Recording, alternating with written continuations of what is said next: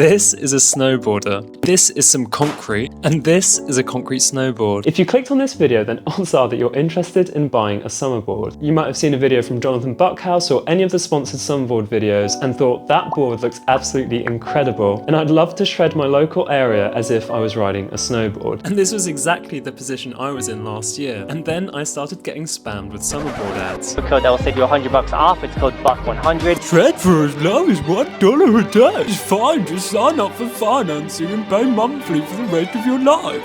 But in all seriousness, this was not far from the truth. The only problem is, if you go on YouTube, most of the large-scale reviews of Summerboard are effectively sponsored. You won't hear any of the problems that people normally have with the Summerboard, and to be honest, the main complaint that people will have will be that it's expensive. But given I'm not affiliated with Summerboard, this video won't have those standard biases. Since having spent a year learning to freeboard and even having bought a Summerboard in that period, I've had a lot of time to figure out whether Summerboards are actually worth it. And I wanted to make sure that all of the information was available for someone who might be interested in buying a Summerboard before they end up spending $1,600 on an electric skateboard, which for one, they might not enjoy, and for two, they might end up finding is riddled with problems. I can't wait to show you guys this one, so stay tuned, let's go.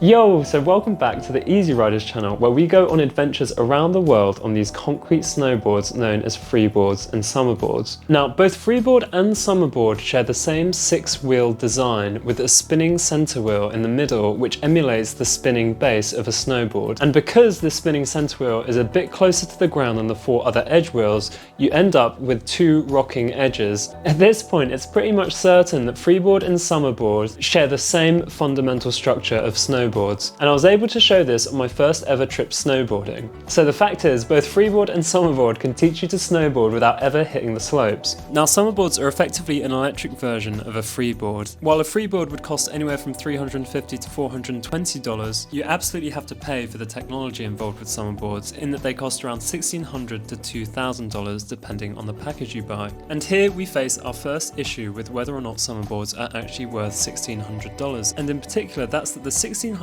package doesn't even include hooks for the summerboard. Now, for someone new to the concrete snowboarding scene, freeboards and summerboard both have these 2 hooks on them, which, just like on a snowboard, allow you to put more weight on your edges. Now, for sure, you can ride both freeboards and summerboards without the hooks, but this is really just to learn to have better control of your weight as you stand on the board. People in the freeboard community would call this riding hookless, and although it's definitely beneficial to learning to improve your freeboard riding, it's definitely not something that I can imagine doing on the long term. And so for most people looking to buy a summerboard, you're actually looking at about $2,000 rather than 1.6. I guess in a lot of ways this is Summerboard upselling you to the Pro Pack. It's a bit disappointing because in my opinion hooks are effectively mandatory, especially on a freeboard. Sure, they offer these sort of wedges in the standard pack, but I definitely wouldn't want to be riding a Summerboard at max speed with those wedges holding my feet in. In order to get the most out of the Summerboard, you're definitely going to want hooks. So even right off the bat, in asking this question of whether the Summerboard is worth $1,600, we're already having to change it to effectively be the question of whether a Summerboard is worth $2,000.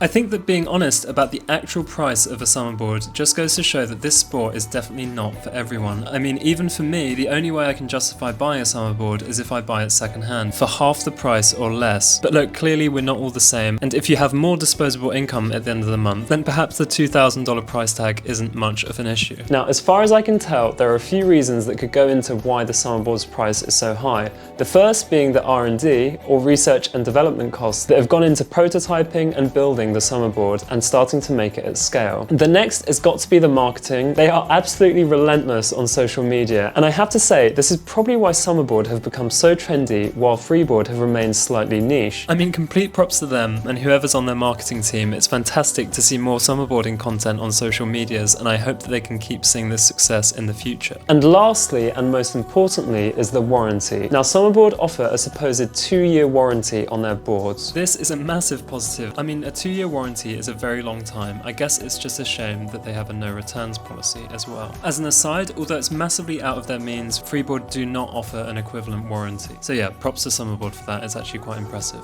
But although this is an incredibly positive part of the board, it also highlights the fact that Summerboards are very liable to breaking down. In particular, if you look online, you don't have to go very far to see people complaining about their Summerboards breaking down, having to send them back and then order replacements through Summerboard. And I mean, there's just a lot to go into here, because on the one hand, it's incredible that Summerboard is so responsive and that they replace your board if it breaks, but then on the other hand, the fact that the boards are very hit or miss as to whether or not they're reliable makes the whole process of buying a Summerboard a massive gamble. It really does seem like, especially on the V1 motherboard, which is the old motherboard, not the one that you would get if you buy a Summerboard now, it's effectively a 50-50 gamble as to whether your board is going to have loads of bugs and break down midway through riding. The problems all seem to stem from the battery, and I guess this is one reason why buying a Summerboard new is better than buying one secondhand. Because suppose you get a secondhand Pro Pack board for $700, which is less than half the price new.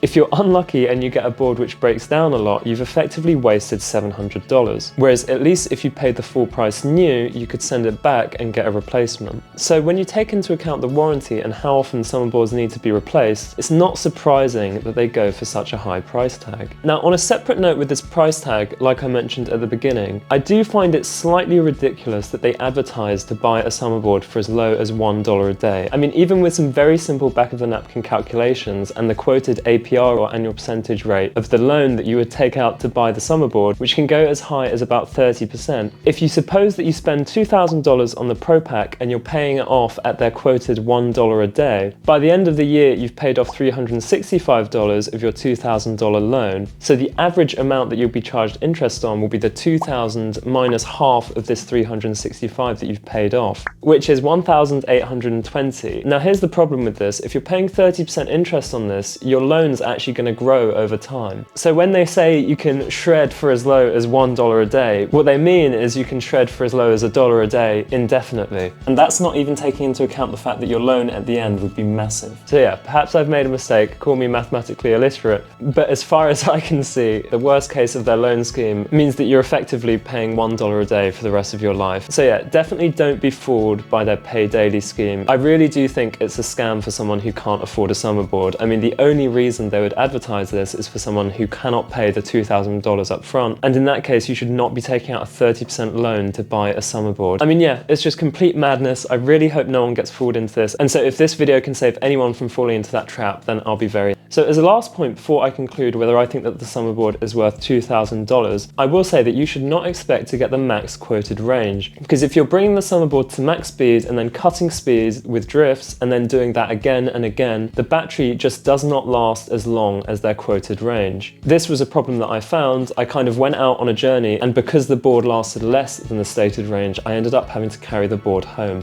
which is not very fun because the board is actually very heavy with the battery. So look, there's no doubt that the Summerboard is incredibly fun, and as e-skates go, I think it might be the pinnacle in terms of versatility. You can drift, you can carve, you can spin, you can basically do all of the things that you can do on a freeboard, perhaps other than freestyle, because I don't think I would advise anyone who's just spent $2,000 on a Summerboard to go out at a skate park and slam it about. However, with the high price tag of $2,000, it is very difficult to recommend the Summerboard to your average person to whom $2,000 is a lot of money. I think evaluating whether it's worth $2,000 really depends on the value of $2,000 to you. For me personally, to justify a $2,000 purchase, I'd have to be saving for well over 4 months, and in that period I'd be losing out on lots of other things I could be doing. For example, going on Freeboard trips, buying other things for the channel like a drone, or all of the other things that I could do to improve the concrete snowboarding content. And yet I still find myself often on the fence of whether I should actually pull the trigger on a brand new Summerboard. So I'm sorry that I can't confidently say whether it is or isn't worth $2,000. For me right now at this point in time, it's not something that I'm willing to spend $2,000 on, but perhaps in the future it will be. And that's not to say that I don't think you could get $2,000 worth of enjoyment out of it, because if you shred the Summerboard as often as someone like Stella, who uses it to commute to work in Paris,